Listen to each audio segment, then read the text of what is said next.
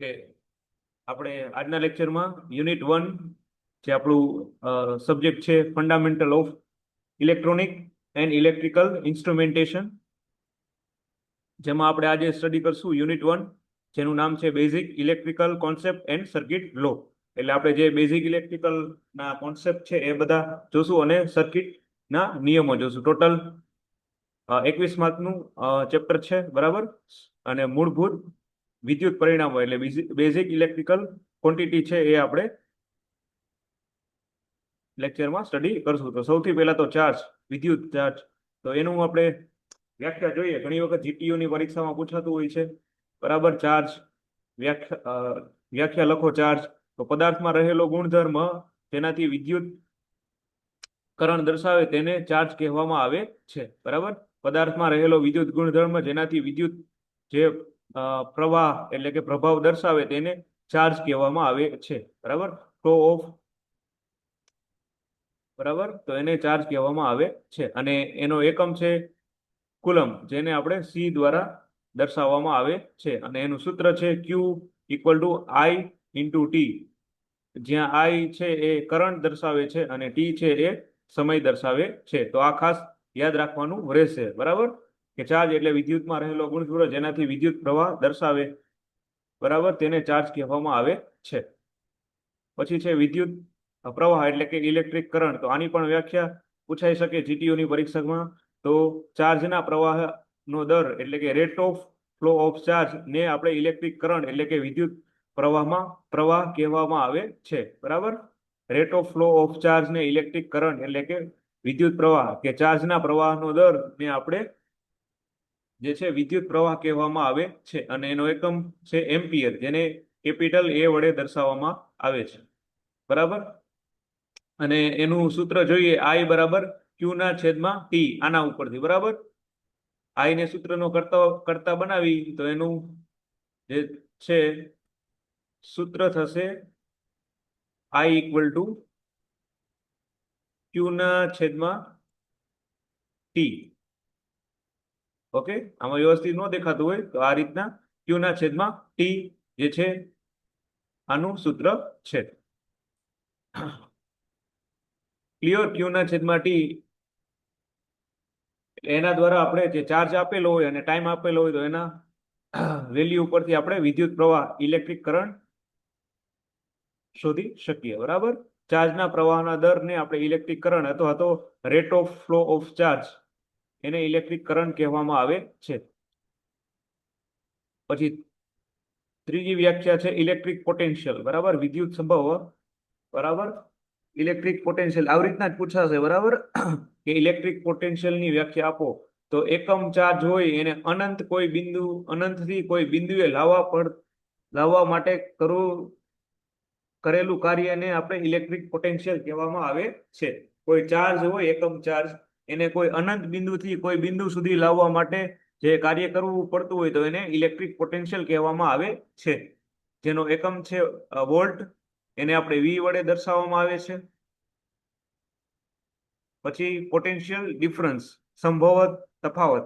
તો બે જે બિંદુઓ હોય એના વચ્ચે જે એકમ ચાર્જ માટે ખસેડવા માટે કરાયેલા કાર્યને પોટેન્શિયલ ડિફરન્સ કહેવામાં આવે છે.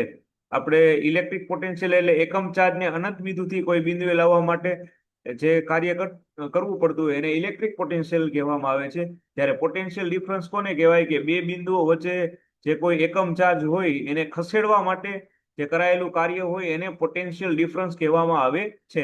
એનો એકમ પણ વોલ્ટ છે અને એનું સૂત્ર છે વી ઇક્વલ ટુ ડબલ્યુ ક્યુ ના ગુણાકારમાં વોલ્ટ.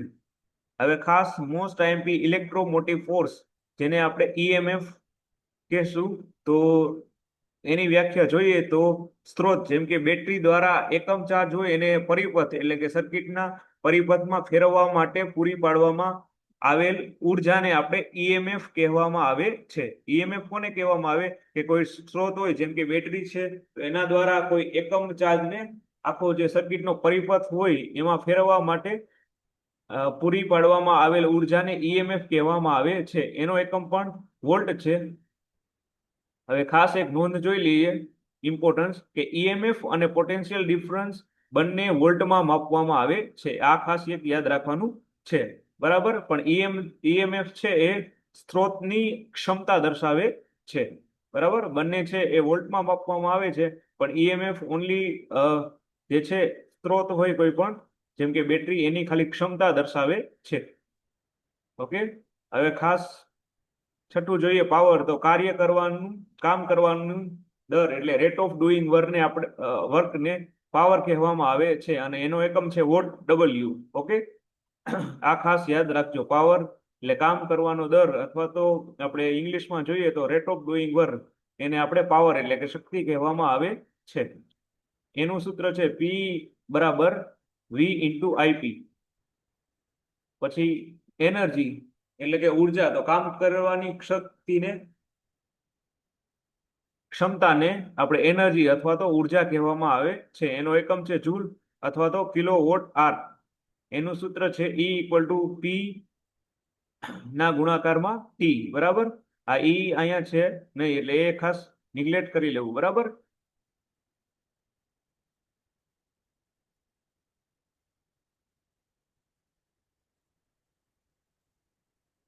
ઈ ઇક્વલ ટુ પી ગુણાકારમાં ટી.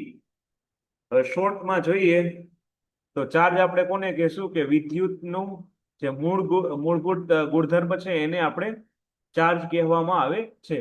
કરંટ એટલે જે ચાર્જ આખો નો પ્રવાહ હોય એને આપણે રેટ ઓફ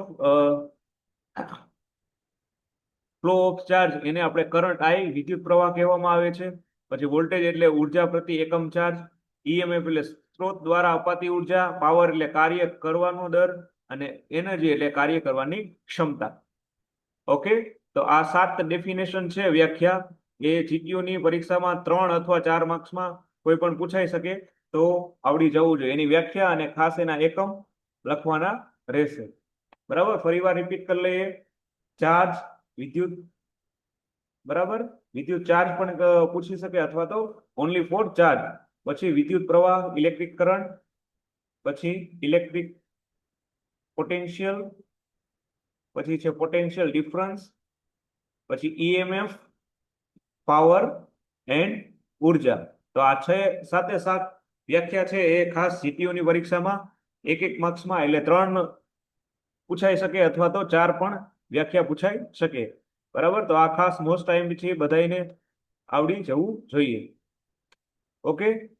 તો આજના લેક્ચરમાં આટલું રાખીએ. નેક્સ્ટ લેક્ચરમાં બીજો ટોપિક સ્ટડી કરશું.